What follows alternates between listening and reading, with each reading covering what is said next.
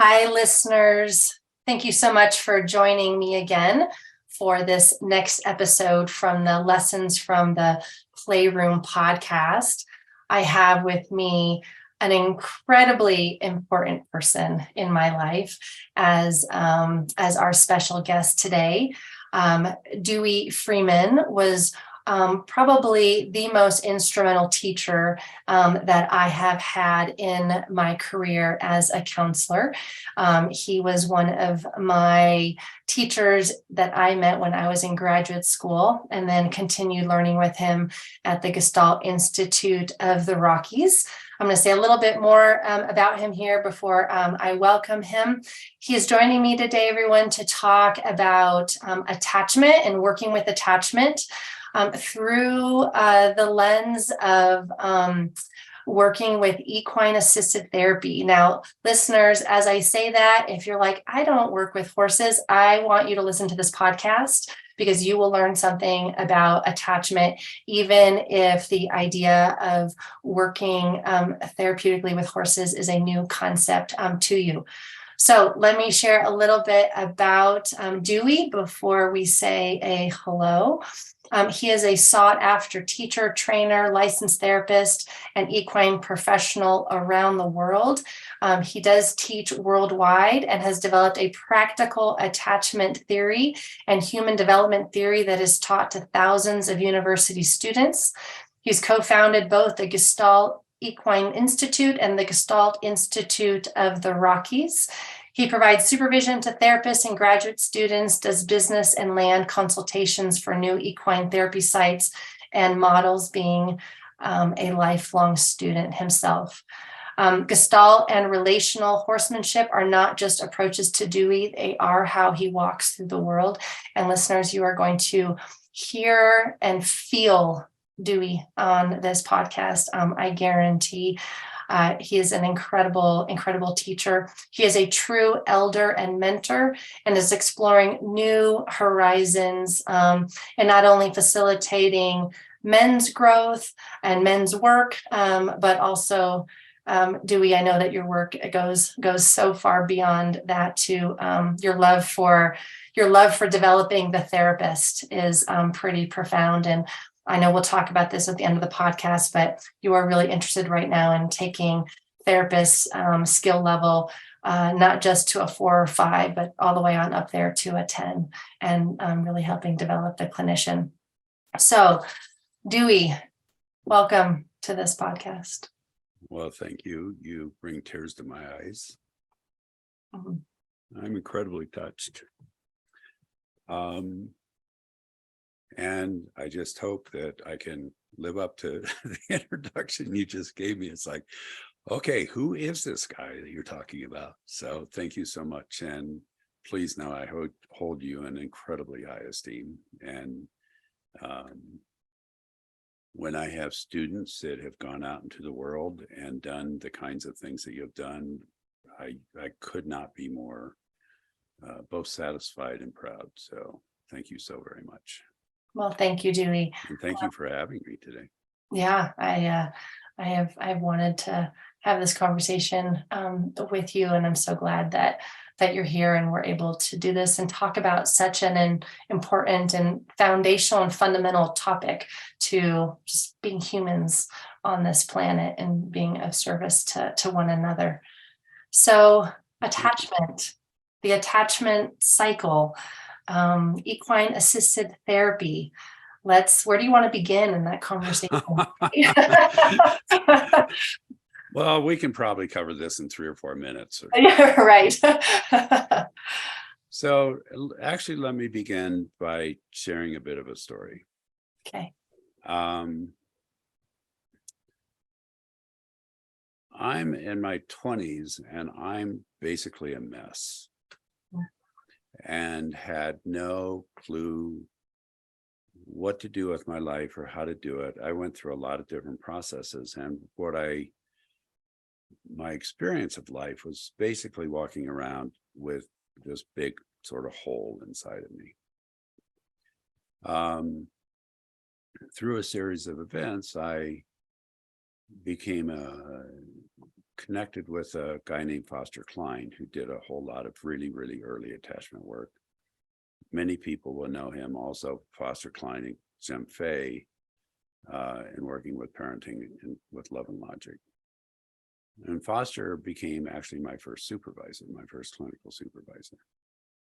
So through that process and looking at attachment and talking to a very good friend of mine who is adopted, and she was sharing her experience of adoption, and there was this epiphany that happened inside me of like, oh, I have the same process going on. And that process was like feeling like I had nothing to grab hold of in the world. And in looking back, I began going, oh, I get it. And here's what I got. At 4 months into my mother's pregnancy with me, she was diagnosed with tuberculosis. She carried me to term. I was born, whisked away, and did not see her for 18 months. I grew up with various aunts and uncles, and primarily my grandfather, whom I have changed my name to be named after. And at 18 months, I moved back in with her, and there's actually an article in the newspaper, the local newspapers, basically with a quote of, well, when he moved back in, when Dewey moved back in with me, he was like a neighbor kid moving in. And that began my journey on two levels. One is like working with my own attachment issues, which it was like, oh, I have a name, I have a concept to work with here. And two, trying to figure out just how to work with other people with this. So that's where I began with this. So most of what I have tried to put together is something that is incredibly practical and incredibly useful, because there are a lot of theories out there about attachment and that are valid. Many, many of them, both from an attachment perspective and also developmental perspective, many of the theories that are out there are not that usable. They're valid, and it's like, how do we take those theories and turn them into something that's really usable in clinically when we're working with people? So that's sort of the beginning.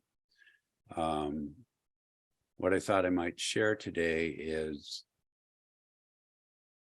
some of my ideas around attachment, what I put together as far as what I call the Freeman Attachment Cycle, and then talk about how I work with that with horses. And let me just throw out a couple of things here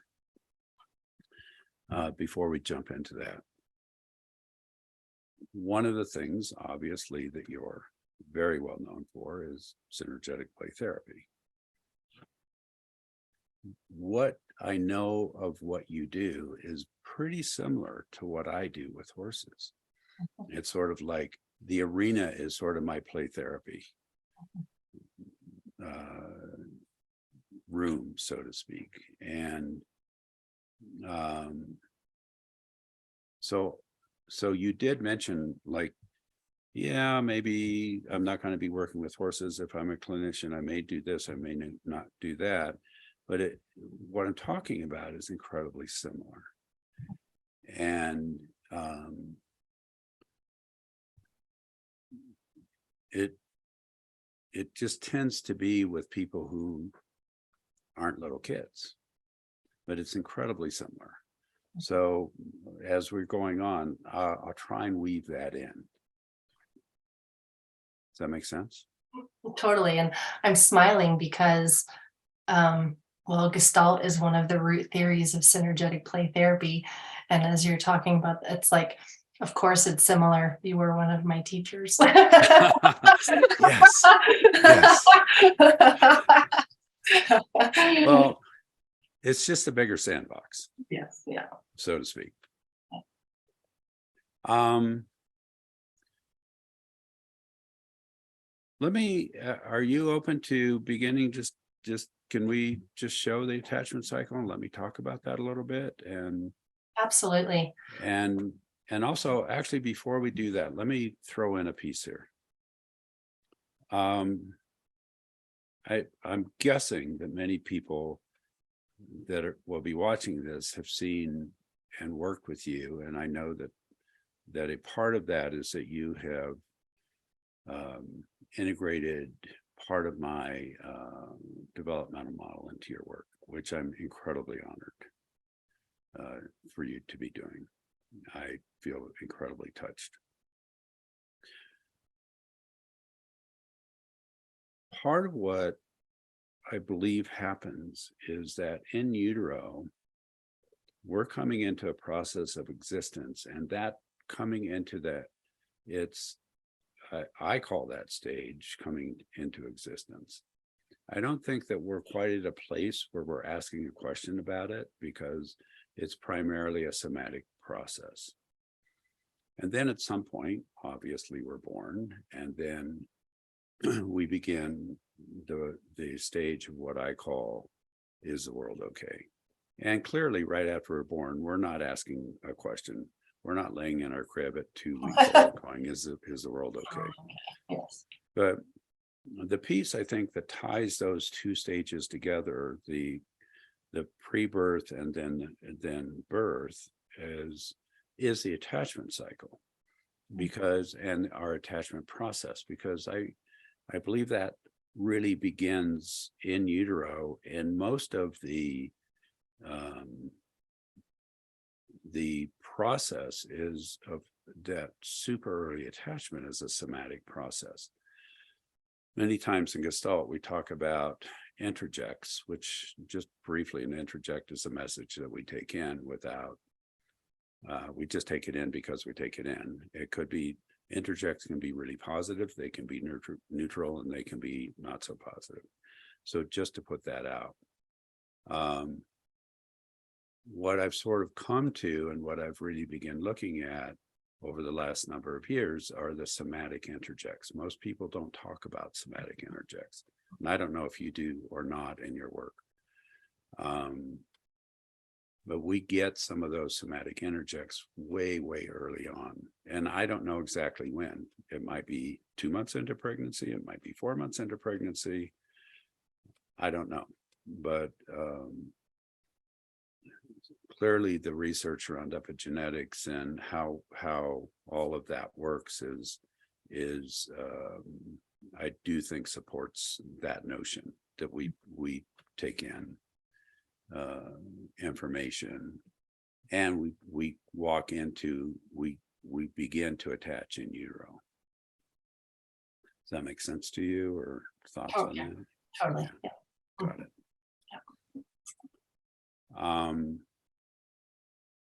Do you want to just jump into the attachment cycle, and then let's start putting that together for people? Beautiful. So listeners, if you're listening, you're not watching this video, I'm going to hold up an image of the attachment cycle, but Dewey's also going to be explaining it so that you can understand it as we're talking about it, since you don't have access to a visual. So okay. Are you able to see that well? Yeah, I am. And just for people seeing it, needs to come up to your left a little bit. There we go. Perfect. And maybe people can just see that, and then we can put it down and speak about it. Okay. Great. There it is. There it is. So thank you very much. And I'm happy if you want to put that on your website, or if people want to look at my website so that they can actually go see it. Right. We can, which is deweyfreeman.com, correct? .org. .org. Okay. deweyfreeman.org. Great. Thank you. In utero, we need, and before I start this, I know that I'm trying to keep this simple for the time that we have. We need, so I know that there's more than 3 things that we need. And these are the 3 primary things I believe we need. We need food, which is coming through the umbilical cord. We need touch, which we're always being touched. And we need movement, which we're always being moved. With whether a mother is walking, whether she's sitting and breathing, whether she's laying down, whether she's rolling over, we're always being touched and moved and fed. Later in life, we still need food, touch, and movement. So we go out to lunch with somebody, and then we take a walk, and we make contact with people. And in a little bit, I'll talk about contact. So food remains food, but it also becomes nurturing. So we can be nurtured, and when we get nurtured very well, we feel fed, we feel full. Touch expands into the whole concept of contact. Even like Lisa and I are probably 30 miles apart. I'm assuming you're somewhere in Boulder. I don't know your exact address, but we can make contact with each other here. So touch is contact, and movement is movement, as well as what I call emotion. Emotion is the energetic is energy moving through our bodies. And when energy moves through our bodies, we label that emotion. So those are the three primary things that we are looking for from our mothers in utero and also after birth. And not just mothers, but caretakers, fathers, other caretakers. Some people grow up in extended families, et cetera, et cetera. When we need those three things, we ask for those three things by wiggling, by crying, by being cute, by slobbering all over ourselves, by messing our diapers, and all of those things. When the caretaker is attuned to us, what they do is that they try to meet those needs. They pick us up, they change our diapers, they coo, they rock us, they feed us. And here's the important part with that. When we're getting food, touch, and movement from our caretakers, and I'm saying caretakers, I primarily mean mothers at this stage, and they're more caretakers than mothers, but primarily mothers. When we do that, and our caretakers are making contact with us and providing food, touch, and movement in contact and relationship, that's what is the beginning of the attachment process. So we get food, touch, and movement in contact and relationship. Our world is okay. And we go, and that cycle goes around and around. And in the 90s, I did a research piece of, do we go through that cycle about between 10 and 15 times an hour. Wow. Yeah. And a lot of patterning, good or bad, right? Good or bad, exactly. So, and the cycle can be as much as a baby can be laying next to us and goes, and we reach over and touch him or her and rock them slightly, and they go, that's a whole cycle. Sometimes, like for instance, when the baby is teething or has an upset stomach, or that cycle lasts a lot longer. So sometimes the cycle is a couple seconds long, and sometimes it's a couple hours long. But that's the whole process. What I want to say a couple quick things here. What really is happening on a sort of mega level or meta level, whichever is the right word, is that we are going through a tough time. Baby's going through a tough time in contact, in relationship, and coming out okay. And that is becoming predictable. So I want to say that again. When we go through a hard time in contact, in relationship, and come out okay, that creates trust. Trust then is the core of all the attachment that we have going on. Does that make sense? Mm-hmm. So, not that, and in all honesty, Lisa and I have never gone through a really tough time with each other. We've always worked well together. But it's like, even that, knowing that I can go through a tough time with somebody and come out okay, is the core of trust, is the core of attachment. I hope that that makes sense to people. In the process of an infant asking for food, touch, and movement, and this is also, I believe, happens in utero, but in the process of an infant asking for food, touch, or movement through crying, wiggling, smiling, all of those things, they can be provided food, touch, and movement, but if it's not provided in contact and relationship, then what happens is that the infant attaches to the food, touch, or movement itself, not the person that's providing it. And that's a pretty big deal.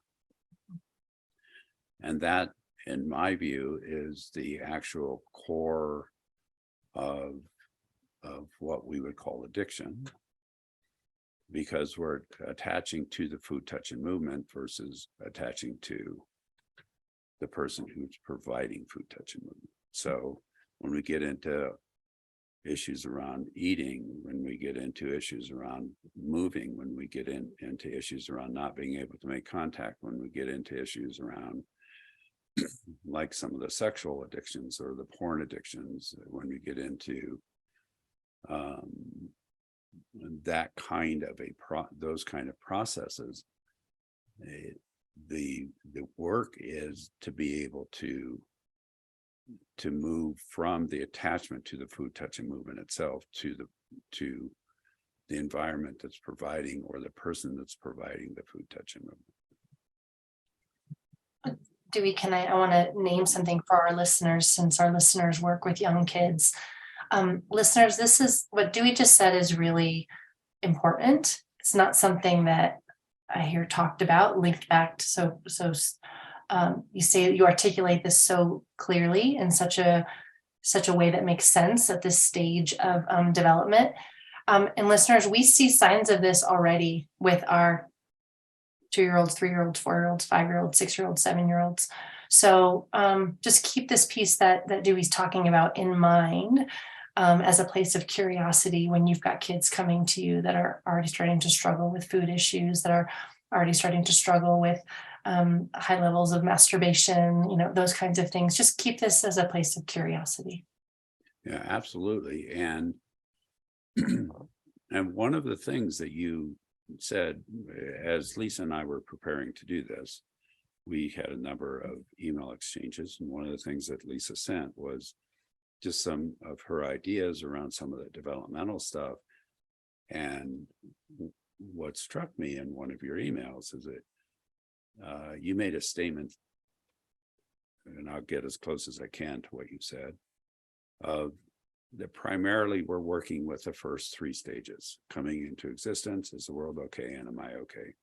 Well, here's the interesting part, and I want to weave this in, is I believe that's the case whether we're working with a child who is, say, 3 years old, or whether we're working with a person who's 50 years old. And I want to say that again, because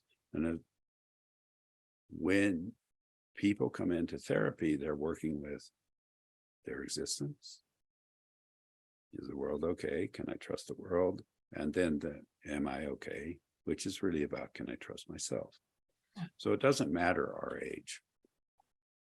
If our existence is good, if we're going, yeah, I'm here, I'm good. If I trust the world and if I trust myself, I don't need to be in therapy very much. I might come into therapy if I have a major loss or something like that. But the most of the people that I see in therapy are people who have some major attachment kinds of things, regardless of their age. So to me, it's a pretty big deal. It's a huge deal. Yeah. So let me throw in one other piece here. And because what my guess is that most people are dealing with trauma and work very hard to be trauma informed. my perspective is that the process of trauma and working with trauma, also the process of working with very intense grief, is the same process of going as we go through those same stages. If I've had trauma, and I'll just speak on a personal level, a number of years ago, one of my brothers died of cancer. And his name is John. And it was like, what's my existence like with John not in the world? Is the world okay without John? Am I okay without John? How much can I do and how well can I do it? And who am I without John? The same way, just literally 2 weekends ago, I was working with a 53-year-old man who is a veteran of the Marines and the CIA, and has experienced just horrible, horrible trauma. And it's like, he literally was going, I don't know if the world's okay. I don't know if it's okay to exist. And those are words that were coming out of his mouth. I was not feeding him those words. And just so that people know, the whole attachment piece and the whole piece around the developmental stuff, the way that I developed that was listening to people. All I did was listen to what people were saying. And when I was hearing what they were saying and could trace back where they were having impasses in their life, they began matching up. So if people were saying, I don't trust anybody in the world, usually they had impasse or some sort of trauma in the first, either in utero or the first year and a half of life. Those kinds of things. So all I did was sort of work backwards, and I just listened to people and to figure out what they were saying and how they were saying it. Yeah. Does that make sense? Totally. As you're sharing, so my mom passed away 3 years ago, and I went right back through the stages also. Who am I without a mom on the planet? What's my identity? What's my existence? Is it? It's like I had to go back and remind myself of the different questions, and how I oriented to the world, how I oriented to myself, how I oriented. I had to revisit every one of them in my healing journey. Absolutely. Yeah. And so again, I want to throw one more piece in, and then maybe I'll start talking about horses a little bit. Perfect. And actually, I just heard one of Winnie up the hill.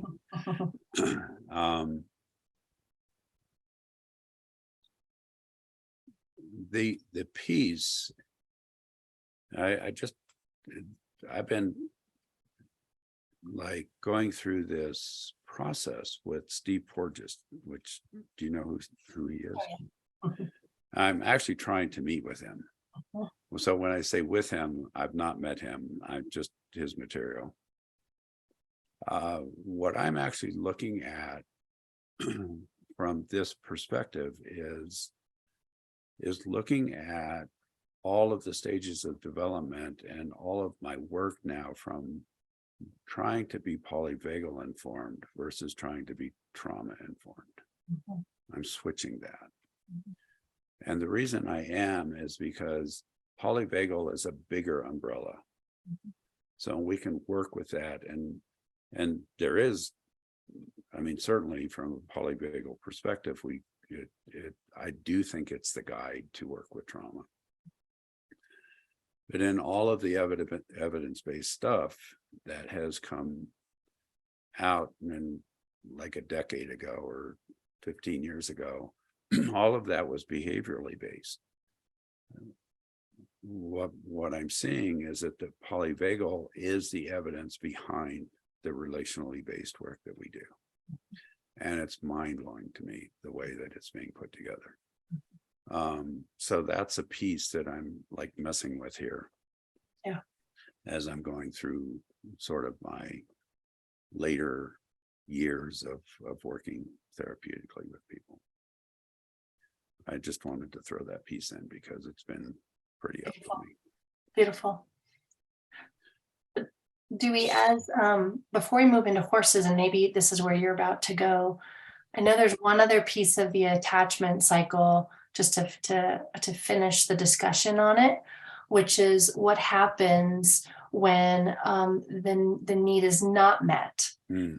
And then the child then goes into rage or shutdown. Do you want to speak to that just to finish that out? Let me talk about that real quick. And I was debating whether I should go into that just time-wise. So thank you for bringing that up.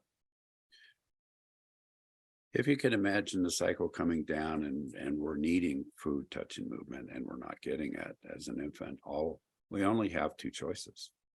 We can either shut down or we can rage. A 4-month-old can't, jump out of the crib and sort of tootle over the fridge and get a bottle out, heat it up, go back to the crib. They just can't do that. So a lot of times with all of the messaging, for instance, around just let babies cry themselves to sleep, or just let them cry it out, those kinds of things. Many times they cry it out, but they don't cry it out and then settle. They cry it out and they shut it down and shut down. So we tend to go back and forth between raging and shutting down. Later in life, many times in relationships, one person will go to rage and one person will go to shut down. And that doesn't work so well in relationships, just saying. The other piece is that process of raging and shutting down is the foundational process that creates abuse in relationships. And years and years ago, I was very involved in working with domestic violence, and it was like, why in God's name is somebody getting beat up because they burnt toast? Well, it's because it's an attachment issue, not a burnt toast issue. And it's part of what creates, if a person is perpetrating in a relationship, it's an attachment issue. If a person is going back and being perpetrated against repeatedly, it's because people go back up to, in general, on average, 8 times, which is both people are working with attachment issues. And it's from that place of not having needs met and only knowing how to shut down a rage.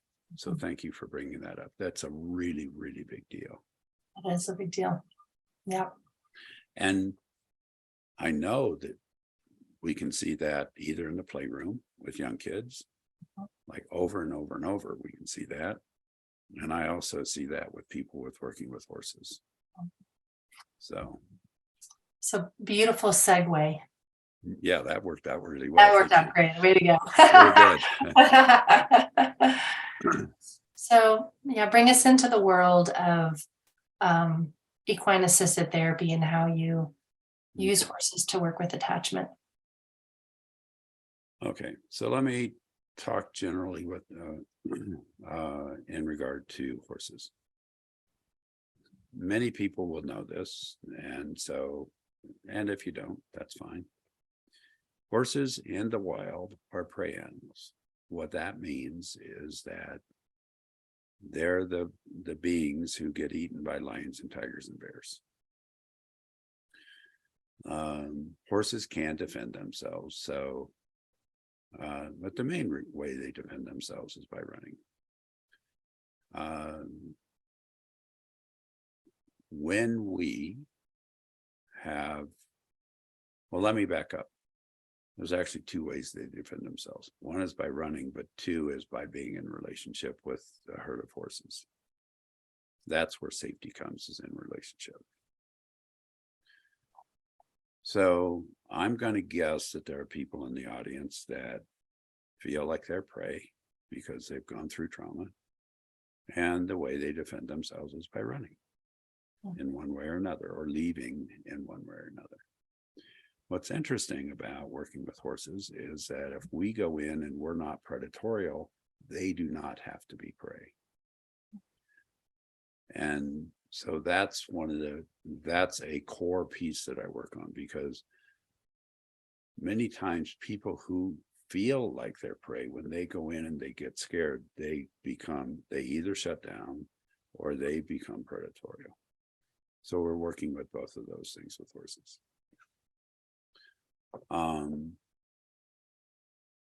When we're looking at nervous systems, and now I'm going to dive in a little bit to heart math, is that a horse's nervous system is anywhere from 5 to 8 times bigger than ours, mostly because they're 1,200 pounds. And like, I'm a pretty big person, I'm 200 pounds. So even they still have me by 6 or 7 times. A horse's heart rate, resting heart rate, is 38 beats per minute. So when a horse is grounded and a horse is solid, people will walk in and they'll go, wow, just standing next to your horse, I just feel so calm. And people's heart rate drops. It literally drops. Well, when our heart rate is dropping, what do we call that? We call that co-regulation. So that's one piece that I'm working with. The other piece, and I want to throw this in, I'm going to jump a little bit because I know that I could talk about this for hours and hours. But there are 2 other primary things that I work with horses, that purposely work with horses with. And this is primarily around attachment. And when I say this next part, I'm saying it with a huge amount of respect and beauty. If you watch a woman who is pregnant walk away from you, and you watch how she walks, and you watch a horse walk away from you, and you watch how a horse walks, their walk is identical. Their walk is absolutely identical. A horse's pelvis is exactly like a human pelvis, and it's more exactly like a woman's pelvis than it is a man's pelvis. It tends to be a little bit wider, and when a horse walks, there's the movement of them walking. It's literally like this. So when I'm working with somebody who is struggling with attachment, and we're going back to the whole piece of food, touch, and movement, and going back literally to utero, putting a person on a horse and having them be moved by a horse is the closest I know how to get to replicating the movement that we experience in utero. So just, I remember the first time I heard you teach this, and I got emotional, and I'm hearing you say it again, and I'm getting emotional again. There's just something so beautiful about the idea of it, the image of it, the connection in it. There's just something really touching about that whole concept. Well, and every time I talk about it, I get all Twitter-pated inside. I'm just going, wow, this is like so cool. And here's the other piece, is if I'm working with somebody who's had trauma, who's had attachment issues, I can put that person on a horse and they can be held. Yeah. In the most kind and the most clean and the most supportive way possible. There isn't any weird stuff going on. I mean, obviously I can't put someone on my lap and rock them. I would never do that, but that's what somebody needs. It's just that I can't do it. So the work that I've tried to do is, and put together, it's like, well, how can I do this? And I can't tell you how many people I have sat on one of my horses, and within seconds, just tears start coming. I go, I don't know why I'm crying, but this is like amazing. And it is. And all it is, it's not all, so I don't want to minimize it, but it's simply what it is being held in a way that we need to be held, with another being that is strong enough to hold us and is kind enough to hold us, and is strong enough to move us, and is kind enough to move us in the way that we need to be held and moved and nurtured. So just whomever is listening to this, like, just allow yourself to imagine that. Imagine sitting or even sometimes laying and being held and moved the way that you need to be held and moved. It's the exact same thing we do with our babies. The exact same thing we do. Yeah, super powerful. And it can be incredibly clean. It can be incredibly powerful, and we can do it over and over and over and over, even to the point, and through confessions, when I'm finding myself being torpedoed, what do you think I go do? I go get on one of my horses. Okay. And it's like, okay, thank you so much. Mm-hmm. So the other piece that I've been building into all of that is all the nature-based stuff. And that's a piece that Kimberly has brought in, and with her Ecotherapy Institute and the work that we're doing together, is it's nature, horses, and land. And so we're combining and putting those things together. And so not only are we being held, not only are we being moved, we're also being allowed to down-regulate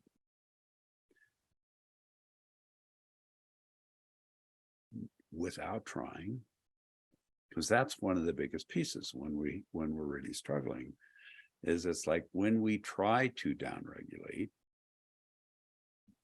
we can't, because we're trying. It's like, okay, I'm going to do it. Oh, okay. And because that's not what down-regulation is. Down-regulation is literally down-regulating from the inside out, from the bottom up, not from the top down. And that's the other piece. So what happens when we're on a horse and a horse is moving and rocking us? Our pelvis, which in my world, when we're looking at somatic work, is the pelvis is sort of the grand central station of energy. And if you talk to anyone who does a lot of somatic work, if you talk, or yoga, all of those sort of perspectives, it's like, people are talking about first chakra and second chakra and the movement. Well, when a horse is walking and they're moving their pelvis, they're also moving ours. Uh-huh. So it's beginning to loosen that energy up that can actually go down through our legs and allow us to be grounded, or to come up from the ground through our pelvic floor and through our heart and into our brain and into the rest of our body. Uh-huh. So it's literally in many ways a fast track, so to speak, to getting to the somatic processes that we need to get to and that we want to get to, that are natural to us, and that we began in utero and progressed, and somewhere along the line we got tripped up or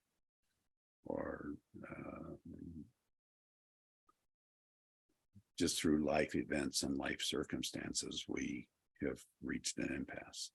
Yeah. Most of those impasses, I do want to say this piece too, is most of those impasses, at least in my experience with people, when people think about attachment stuff, many times they think about abuse. In my case, that wasn't the case. I wasn't abused. And many, many, many of the people that I work with were not abused. Well, most of it, we had parents who didn't know how to attach. We had circumstances, we had illness, we had cultural invasion, we had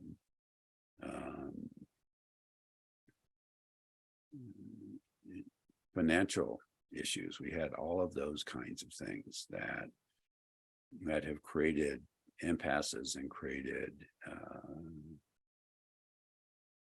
some of that early stuff.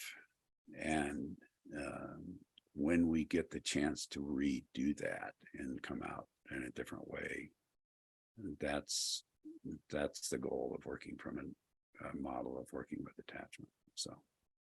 So beautiful. As you were talking and you were talking about the polyvagal theory, I just kept hearing the co-regulation with the horse is allowing the individual and the horse to be able to access ventral for their own Yes. for their own healing, in a way that's safe, in a way that's non-invasive, non-intrusive, non-threatening. Really, really lovely. Yeah, and thank you. And it's that our built-in social engagement system, because here's what's interesting. Horses have that too. Mhm.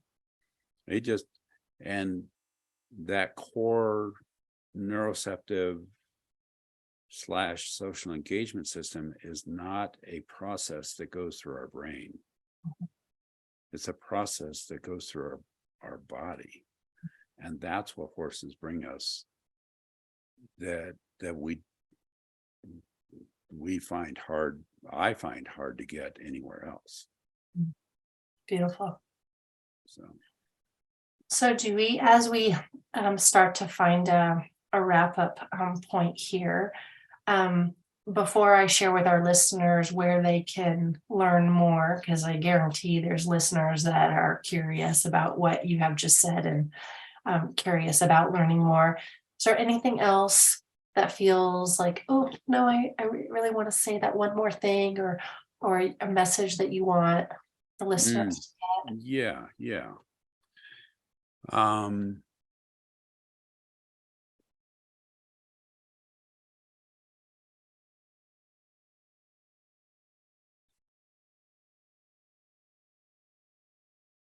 Attachment is instinctive and attachment is intuitive.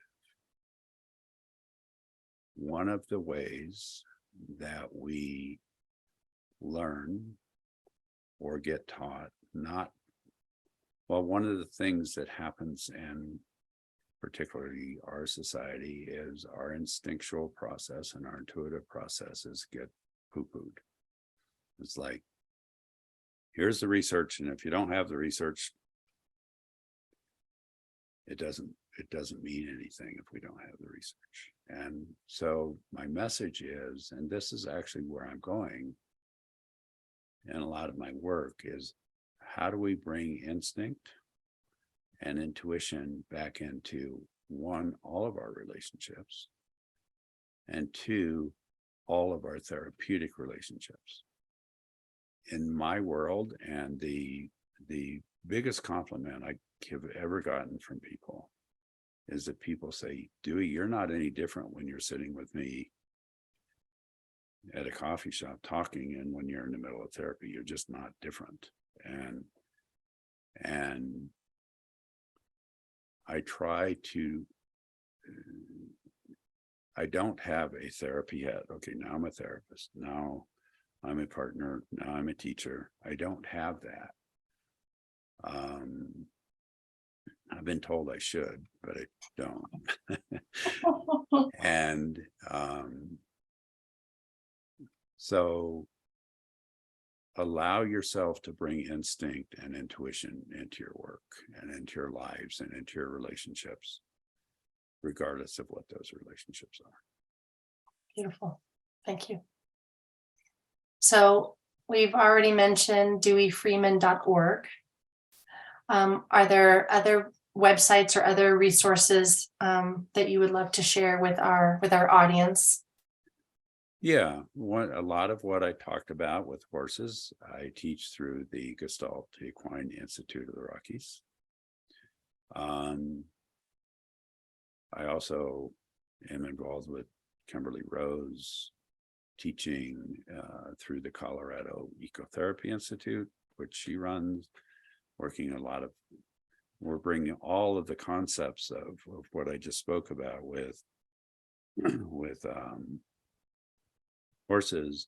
Those same concepts can be brought in through working with nature, which everybody can have access to that. Everybody, even if it's the park next door.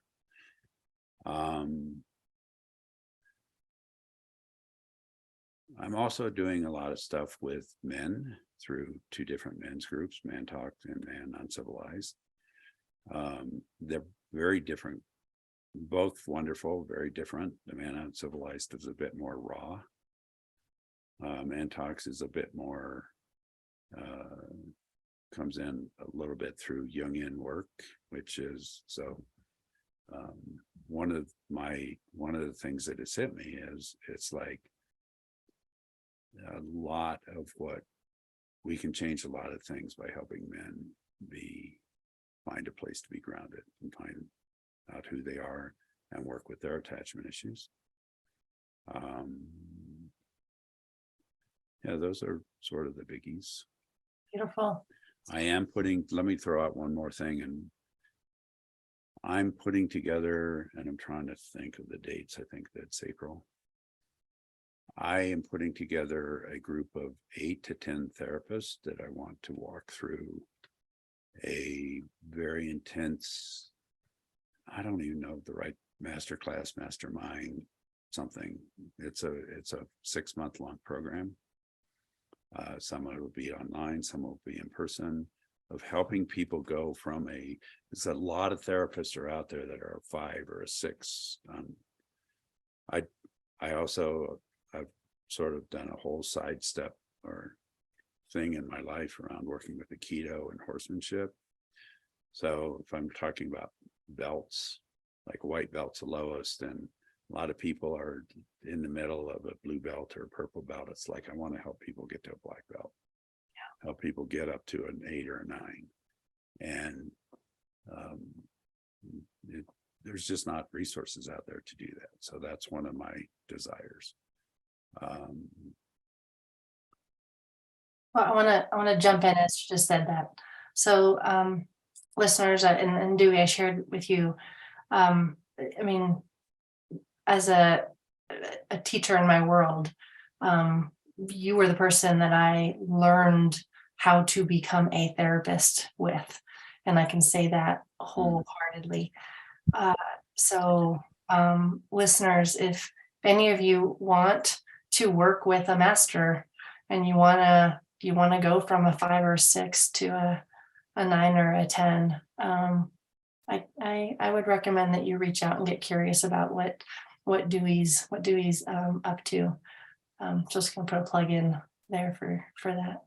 Thank you so very much. And one of the things I'm not great at are websites.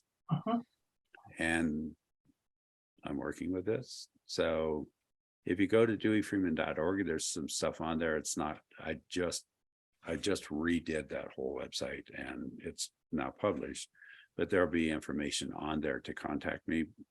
And it's easy to get a hold of me, deweyfreeman@gmail. It's pretty straightforward. Beautiful. So, well, Dewey, thank you so much again. We could have this conversation all day long and go in so many different directions. And I appreciate you being here. I appreciate you sharing your wisdom. I appreciate you being you on this planet. Thank you so much. And just super grateful for you and the impact you've had in my life. Thank you. I'm humbled and honored. Thank you. Beautiful. Listeners, thank you so much for joining today and for being a part of this conversation with one of the most influential people in my world. I hope that you learned something. I can't imagine that you didn't learn something from this conversation.